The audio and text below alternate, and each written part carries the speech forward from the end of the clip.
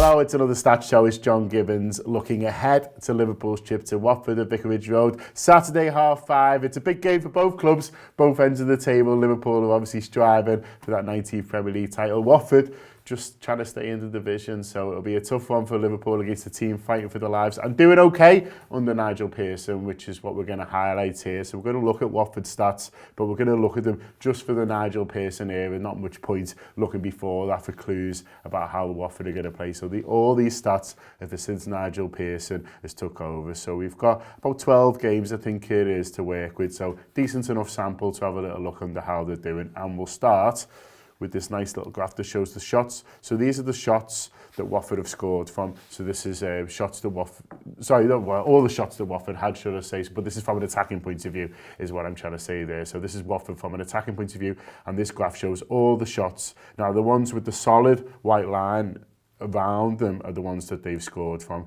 So as you know, well, hopefully you know by now, all the different types of shots. So headers, ones with feet and things like that have all got different shapes. But the ones with the solid lines we're going to focus on today because they're the ones that Watford have scored from. Now, if you look on the right-hand side of the penalty area, near towards the goal, you'll see a bit of a cluster there of a lot of goals. So Watford scored a disproportionately high number, I would say, just to the right-hand side of the goal there, quite close in. So they're good, solid chances, they're close to the goal, but it's interesting that it's on this right-hand side. And what's interesting about that is also the side that Liverpool have conceded most from. Now, that's largely because we've conceded hardly any from the other side, which is an interesting thing in itself. But that is that little cluster where Watford have scored most from is also where Liverpool have conceded most from. So that's an area to look out for at the weekend. It's an area that Liverpool maybe need to be a little concerned about. And if you do see Watford score a goal or get a big chance, and it is from their area, then you'll know that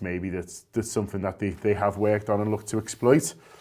I would say the XG overall before we move on. So expected goals, they've scored 13 from an expected goals per chance of 12.5. So that means they're about par. So in terms of the quality of chances that Watford are creating at the moment, they're scoring about as many as they should be. So that's an interesting thing in itself. Ready to move on? Okay, cool. So these are the shots conceded by Watford. First of all, you'll see this graph is busier. So they're conceding more shots than they are conceding.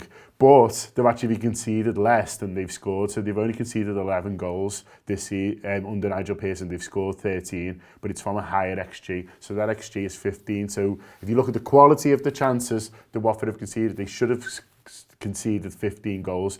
They've only actually conceded 11. So what is the reason for that? Well, sometimes it's luck. Sometimes you get a bit of a lucky streak. But all of the times it's good goalkeeping as well. Or sometimes, as is the usual case, it's a bit of a mix. But the good goalkeeping one is interesting. They've got Ben Foster in goal, who's been a very good goalkeeper in the Premier League for a long time. Because if you look at the graph a little bit more closely and look at some of those shapes, the ones with the black circle around the, well, it's a circle, the ones with the black outline, I should say, around the shapes, they're shots on targets that don't go in. Now look at how many of those are right in front of the goal, shots on target that don't go in. If you look at the edge of the 6-yard box and a little bit deeper, there's a big cluster there, isn't there, of shots on target that Ben Foster's saved. They're really good chances. There'll be high XG ones there, decent XG ones that Ben Foster's saving from. So you've got to say he's having a good run for Nigel Pearson there. He's got to say, they're not missed chances. They're chances that are, as I say, the striker or midfielder or whoever it is getting on target, and Ben Foster's saying. So might be a bit of luck. Beating your XG by 4 goals suggests a little bit of luck, but also, once we analyse these chances and see what has happened with them, you've got to say good goalkeeping as well. So maybe our boys are going to have the shooting boots on their Saturday afternoon or Saturday evening if they want to beat Ben Foster, because it looks to me he's in decent form. What you'll also see as well is a lot of these shots are from outside the box.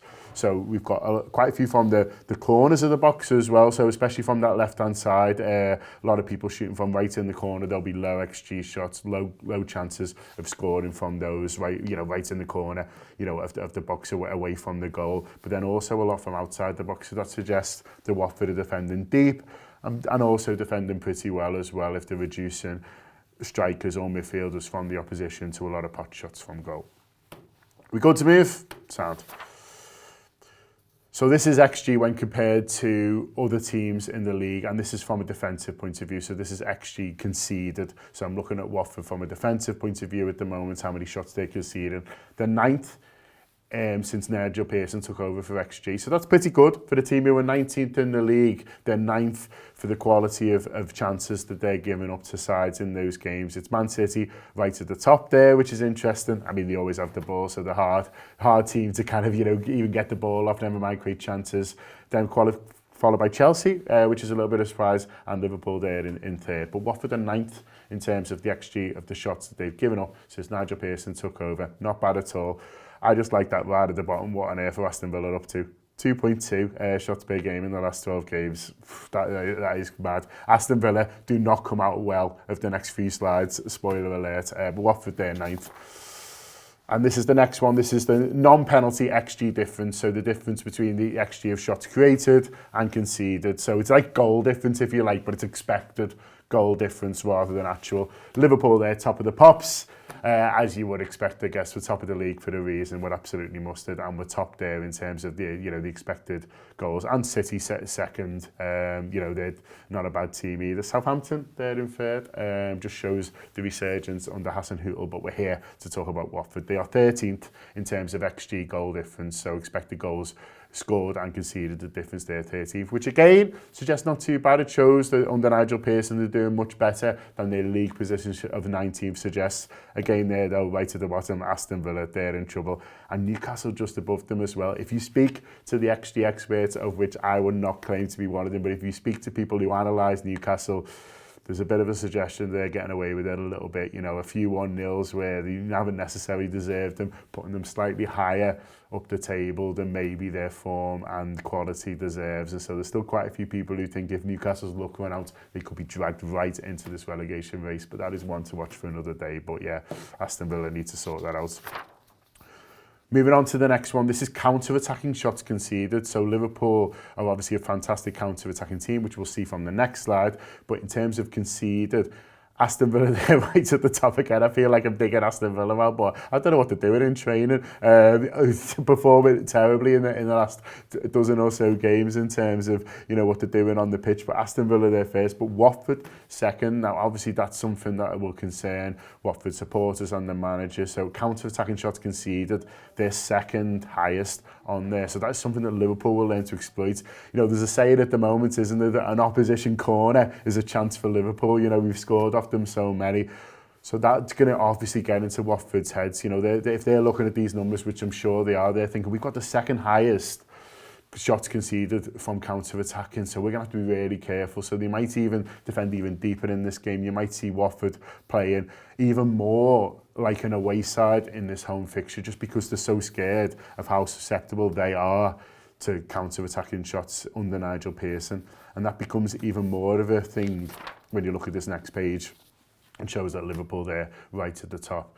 We know how explosive Liverpool are on the counter-attack. We know how much pace this side has got. We know how effective they are, how much they work on it on the training ground under Pep Linders, these passages of play, these transition periods that they call them. We can go from defence to attack in the instant. The stats prove it there. Liverpool right at the top. So if you've got Liverpool right at the top in terms of counter-attack shots made, and you've got Watford second in terms of conceded, that's alarm bells if you're a Watford supporter. But we also have to say that from a counter-attacking shots, Watford are there in fifth, so they're not too shabby themselves in terms of counter. They've got pace, they've got Decore who's in the centre, who's in brilliant form, who can carry it up the pitch. They've got Delafay, who looks in good form as well, who I've seen score a couple of attacking goals, counter-attacking goals this season. So Liverpool need to watch out for that as well. Just a couple of more things that I want to highlight to you. We haven't done graphs for, but a couple of things to look out for in terms of Watford's style. So they're currently second for keeper pass distance. So don't expect to see Ben Foster throwing it out from his hands too much. He's going to boom that right up to the pitch and trying to get it on Troy Deeney's head and see where they can go from there. So second in terms of keeper pass distance. Yeah, they're not using Ben Foster as an extra outfield player like some of these teams at the top here. They're also first for pace towards goal. So what pace towards goal means is how fast every possession ends in a shot. So they're very direct, is what we're saying. So, they're not no tick-attacker, they're not passing it around, they're not probing necessarily. When they get the ball, they look to get a shot off as soon as possible. So they're first in the league for pace towards goal. So expect a very direct performance from Watford. I just wanted to highlight one Watford player right at the end. This is Ismaili Sarr, sorry. Set a goal international. You might have seen a lovely video from when they played at Watford. When they played at home to Watford this season, and Sadio Mane's having a word with Troy Deeney saying, look after my boy, he's a good lad, he needs to improve his English a little bit, but you know, he's one to kind of look after, and it was quite sweet seeing Sadio Mane sort of taking care to tell the Watford captain to look after his compatriot, his fellow Senegalese international. I don't know whether it worked, but since then, his form's been really strong. And so we've got his wagon wheel here, if you like. This is from an attacking point of view. Now, we're used to seeing the Liverpool ones where everything's just out there and it looks fantastic. In terms of a normal footballer, if you like, this is actually pretty good, and there's a few things to look out for here. So he's a very effective dribbler, so his successful dribbles, there's a bit of a spike there, he's really high. Also very high for high touches in the box, so his dribbling has purpose, that suggests to me, so he's getting into the box a lot as well. His numbers are good since New Year. He then picked up an injury, so he missed 3 games, but he was back in the squad for the game against Man United, using for 20 minutes off the bench. He could be ready to start again, and if he does, I suggest he'd be a dangerous player for Liverpool to look out for.